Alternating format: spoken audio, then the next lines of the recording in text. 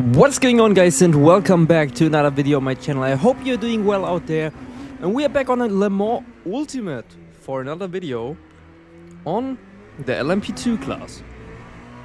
But this race is gonna be quite dynamic, let's just call it that way. And if you enjoy Le Mans Ultimate, please make sure to smash the like button, subscribe, hit the bell if you're new here, because it really helps me out. And as you can tell, we are struggling on this track. It was my first session on Portimao in open setup LMP2s. Very inconvenient, and on both of our corner laps we spun, and so I decided, you know what, GT3, multi-class, why not go for maximum carnage, start from the pit lane, see what we can do, and you can already see the first collision. LMP2, GT3 everywhere. There's just chaos literally at every single corner. Entry, exit, left, right, center, in front of you, behind you. There's just no way you can breathe through that. And we are gonna have a look at how we are managing to fight back through the field, if we can actually challenge the leader's pace, and if the LMP2 and GT3 cars ahead will kill us, or if we are gonna survive the carnage of this crazy combination. Because honestly, Portimao is always super difficult, especially regarding corners like this here. Turn 8, super tricky, as it's kind of falling away from you. Then you are going uphill, you can't actually see where the track is going, and traction on the exit is also pretty sketchy. And we're just managing to slice our way through the first bunch of GT3 cars, and especially also in this corner, blind braking spot.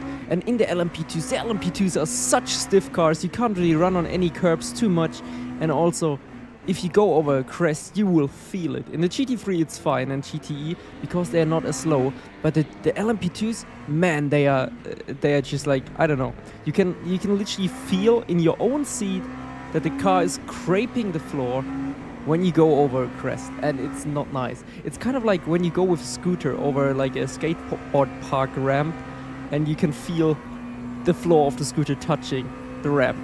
It's really weird. I don't know, I can't really describe it.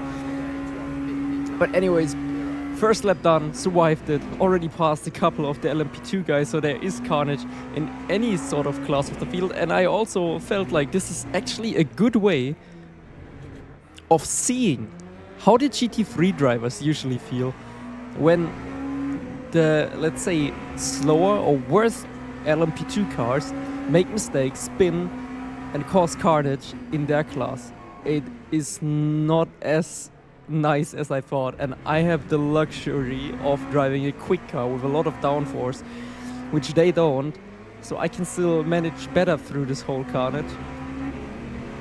I can imagine it's quite stressful. In this move here, that was simply beautiful. He sacrificed his exit by staying tight and defend, and we just do our thing. Now for the first time, purple into sector 1, and we see another LMP2 just spinning off and then going up into turn 8. We're not getting loose. At the end of the lap, we are also setting our fastest lap of the race, which is also gonna be the fastest lap of the race. So we are definitely holding the leader's pace.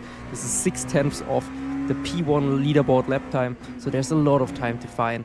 But like I said, first time in open setups, I was using the high-mo setup, the eSport setup, and man, I'm telling you, if you're just used to driving fixed, this is loose. This is crazy loose. Like, I don't know, it's just so difficult to drive these open setups. It rotates way more, I can't complain, but on the brakes it's not as easy as it looks. So you can see that. In this corner I struggled all race long, and I'm glad that we didn't spin. If you spin, the tires get ruined, everything just sucks, and I don't know, it's just not nice. Then what's gonna happen here? We're going for a move on P9, Mr. Cheese. Lovely last name. Going side by side into this super tricky corner, and we are holding the outside, making the move, getting it done. Still missing the apex probably. And then into turn 1, we are diving P8 for position. Very lovely move. Good racing there. Now moving forward, another LMP2 spun there, and I think he retired, so we get a free position to P7. 30 minutes to go, and on this car we are also quite easily going past, just having to outbrake him with a purple final sector into turn 1, getting the move done again.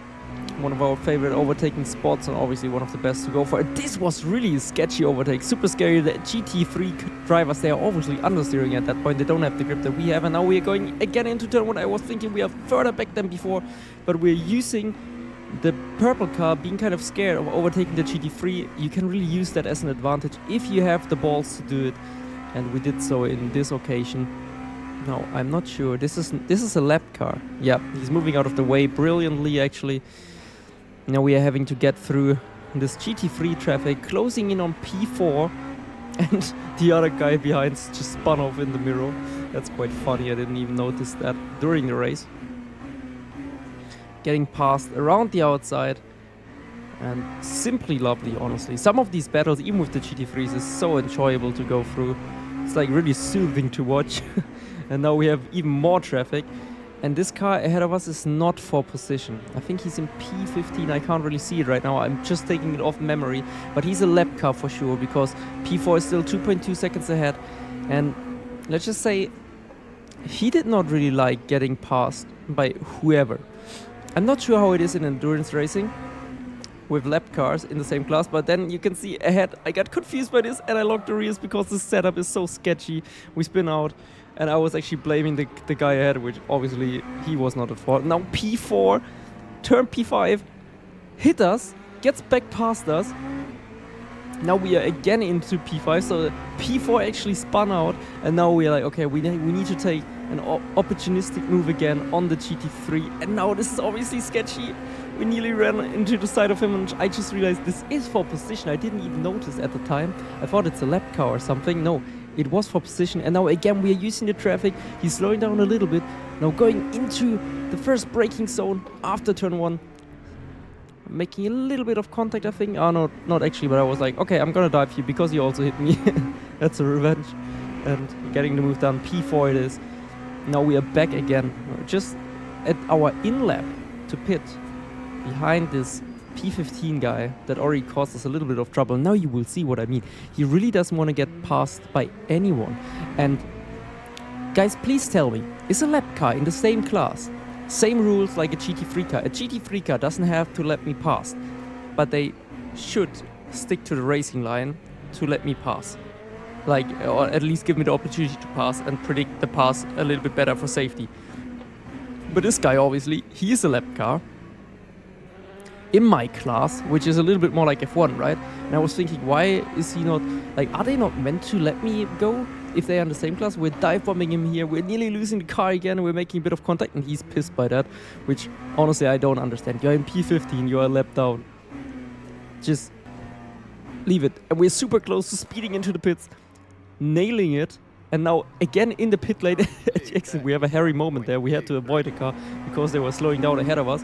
Now for position, P4 is right ahead of us. 0.4 seconds, 60 minutes to go. And actually, I was running a little bit low on fuel. I didn't know at the time. I was calculating everything, but for some reason, the laps at the top right, they gain. We were close to hitting 25 laps, and I only fueled up for 24 laps. So we really need to make sure we get past fast and efficiently, and we do so because he gets a little bit of understeer. If you don't get close enough to the inside there, you get a little bit of understeer and you can't make the inside apex and you lose a lot of time. Now we are having lap cars again ahead of us with GT3. The lap car is getting hit by the GT3 under braking, and we are now up into the podium position. So a very good comeback from us from the pit lane with all of this GT3 traffic, LMP2 traffic. That was pretty fast. 11 minutes to go, but now also we really have to start lifting, coasting a little bit more. As you can see in the top right, it's 24.5 laps, and again, I'm messing up this corner. It's like my nemesis. It was so difficult in this race, and especially towards the end of the race, it's even harder because your rears are getting worn more, so under braking they're a bit more sensitive, and I was scared that the GT3, he looked like he wouldn't turn in, then he started to look like he is turning in. And now, look at this. You can go this far and you're not even getting a warning. I already did that in the GTEs. It's somewhat broken. You shouldn't be able to do that, but we're gaining a lot of time considering how old our tires are. Overtaking this, another back marker car. And I was actually thinking it's the final lap, that these are maybe for position, but I realized no, it's not. It's 5 seconds ahead to the final car. So yeah, 1 lap to go, and this is pretty much it.